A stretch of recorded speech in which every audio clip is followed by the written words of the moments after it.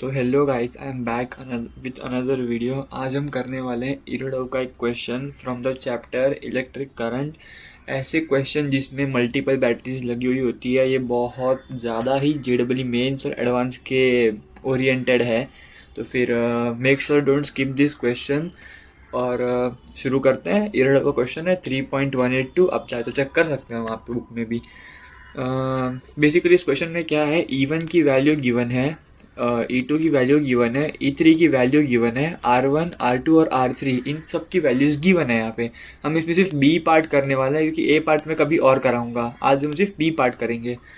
R1 R2 R3 तीनों की value given है। और ऐसे जो ये रहते हैं सर्किट्स जिसमें मल्टीपल बैटरीज लगी हुई होती है, मल्टीपल रजिस्टर्स लगे होते हैं, उनमें ये रिजल्ट बहुत इंपॉर्टेंट हो जाता है for finding out potential difference. ये रिजल्ट बेसिकली क्या कहता है, जो भी पोटेंशियल है बैटरी का ईएमएफ, उन तीनों को जो रजिस्टर से कनेक्टेड हैं विथ साइन, ये जो फॉर्मूला है ये विथ साइन लगेगा। ऊपर का सिर्फ पार्ट, नीचे का पार्ट विदाउट साइन जाएगा। E1 upon R1, E1 R1 से कनेक्टेड है। E2 upon R2, E2 R2 से कनेक्टेड है। E3 अपॉन R3, E3 और R3 कनेक्टेड है आपस में। और अब हम यहाँ पे साइन कैसे लगाएंगे, ये E1 का नेगेटिव टर्मिनल R1 के साथ है, E2 का पॉजिटिव टर्मिनल R2 के साथ है, और E3 का पॉजिटिव टर्मिनल R3 के साथ है। तो हम साइन कैसे लगाएंगे, बड़े स्मार्टली लगाएंगे, जिससे हमारा आंसर फाइनल में पॉजिटिव ही आए। तो फिर आप इनका रेशियो निकाल सकते हैं, E1 upon R1, E2 upon R2, E3 upon R3। बाद में आप मैन्युअली चेक कर सकते हैं, जो सबसे बड़ी वैल्यू आ रही है उसको पॉजिटिव ले सकते हैं, और जो छोटी आई है उसको नेगेटिव ले सकते हैं। तो बेसिकली मैंने भी यहाँ पे वही किया है। E1 अपॉन R1 1.5 अपॉन 10, इसकी वैल्यू 1.5 थी, इसकी वैल्यू 10 थी। 2 अपॉन 20, E2 अपॉन R2 की बात कर रहा हूँ, E2 की वैल्यू थी 2 और R2 की वैल्यू थी 20।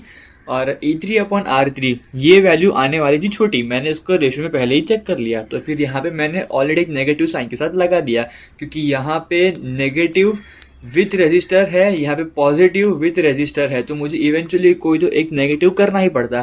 तो मैंने E3 को लिया क्योंकि वो सबसे छोटी वैल्यू थी। और डिवाइडेड में R1 upon R1 plus 1 upon R2 plus 1 upon R3, वो विदाउट साइन आएंगे, इसका आपको खास ख्याल रखना है। और ऐसे क्वेश्चन जिसमें मल्टीपल बैटरीज रहती है, अगर आप ये वाला रिजल्ट लगाते हैं तो फिर आपको कुछ नोडल एनालिसिस करने की ज़रूरत नहीं पड़ती। तो फिर make sure you remember this result, क्योंकि बहुत इंपॉर्टेंट रिजल्ट है। फिर हमने सिंपली वैल्यू सब्सटीट्यूट की और हमने आंसर निकाल लिया 0.90 वोल्ट। और ऐसे ही हमारा आ गया पोटेंशियल डिफरेंस। ये था potential difference between A and B। सो ये क्वेश्चन जेडब्ल्यू मेंस के इस पॉइंट ऑफ व्यू से बोलो तो फिर हाईली क्रिटिकल है। मेक श्योर आप ऐसे बहुत सारे क्वेश्चंस प्रैक्टिस करें विद दिस फार्मूला, क्योंकि ये फार्मूला बहुत लंबे लंबे क्वेश्चंस को छोटा बना देता है। And that is it for today. हमने आज एक नया फार्मूला सीखा और एक अच्छा सा क्वेश्चन देखा इरोडव का, वो भी।